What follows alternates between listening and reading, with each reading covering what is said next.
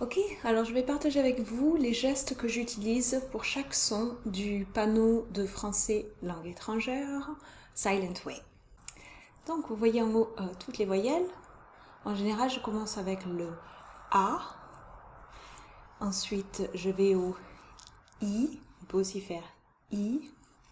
Ensuite, j'aime bien faire une sorte de gradient de I. Demandez aux élèves d'utiliser leurs deux doigts comme ça et de faire E qui est un tout petit peu plus ouvert que le I, E. On voit qu'on ouvre un petit peu la bouche. I, E. Ensuite, on a E. Donc E. Ensuite, on revient au A. On peut faire un A en arrière de la bouche, A, comme dans bat. Ensuite, on a le O. On peut faire O. Et ensuite, on peut passer, par exemple, ici, à la ligne de la labialisation. Donc, la différence, ça va surtout être le fait qu'on va labialiser le son. Donc, du I au U. On voit la différence?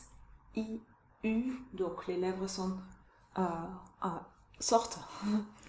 Ensuite, on a le E et le E. Le E de 2.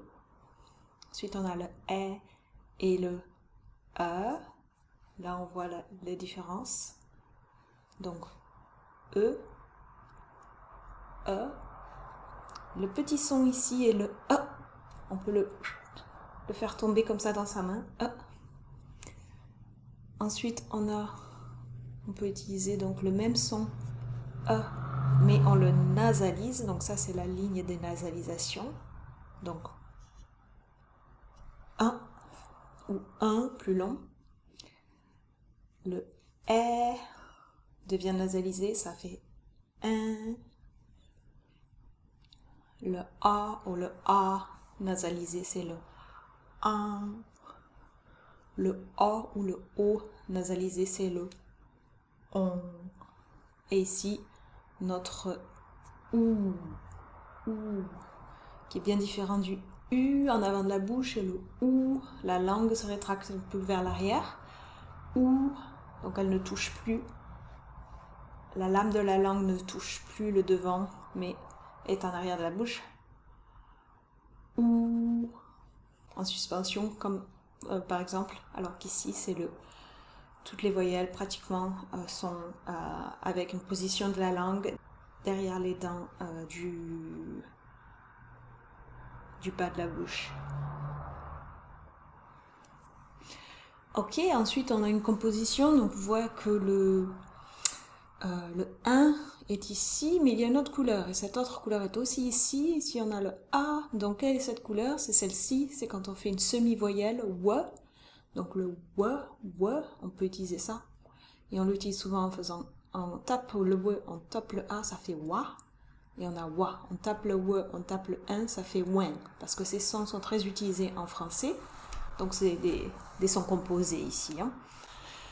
Ensuite, on a des semi-voyelles qui sont difficiles à enseigner toutes seules. Il faut les mettre avec un autre son. On a le Y. Donc on peut faire YA, YE. Ici, on a le W. C'est très dur à faire. C'est comme le son qu'il y a dans 8, le début. Donc on peut faire W, I et T. Et ça fait 8. Bon. On continue avec les gestes qu'on utilise pour les sons consonnes qui restent ici. F. Donc on peut par exemple avoir un point et l'ouvrir. F. Si on veut faire le B, on peut prendre sa main et la mettre à l'estomac et faire B. Ok? Donc la main comme ça à l'estomac, B. Ensuite, on a le F. Et on a le son qui est comme le F, mais qui est le V, donc il vibre. V.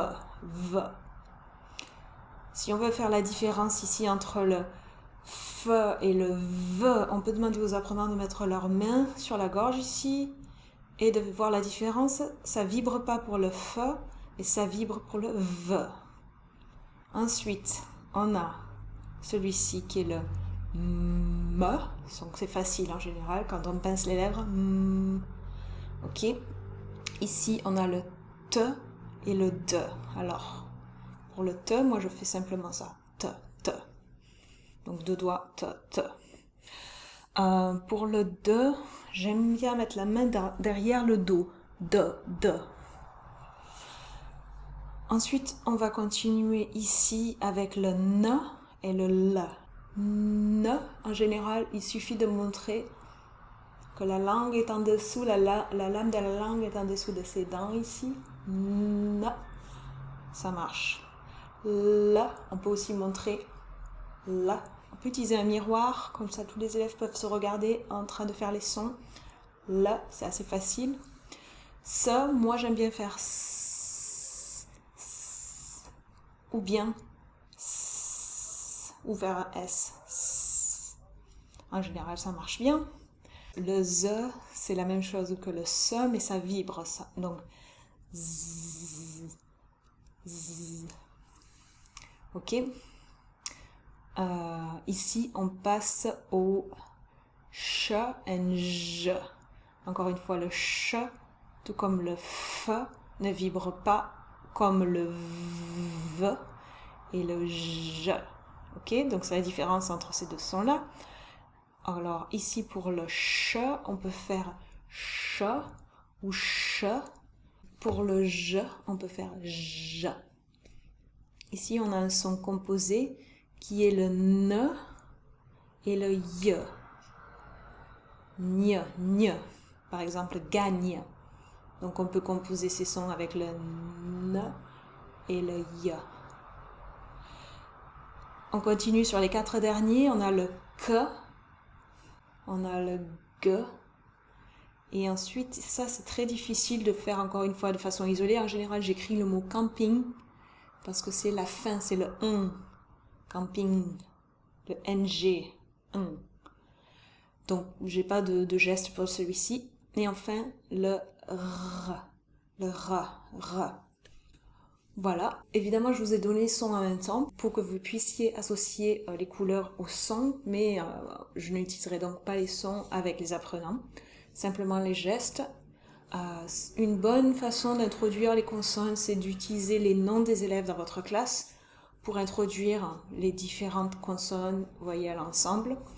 C'est plus facile. Et si vous voyez que les gestes ne marchent pas pour vous, changez-les, ou bien parfois si vous savez que ça ne va pas poser de problème, vous pouvez noter la première lettre, la lettre la plus utilisée pour ce son, par exemple pour le D et le T. Ça peut être bien utile. Ou utiliser certains mots que les apprenants connaissent déjà. Voilà, j'espère que ça a été utile. Si vous voulez laisser un commentaire, n'hésitez pas. Et amusez-vous bien. Au revoir.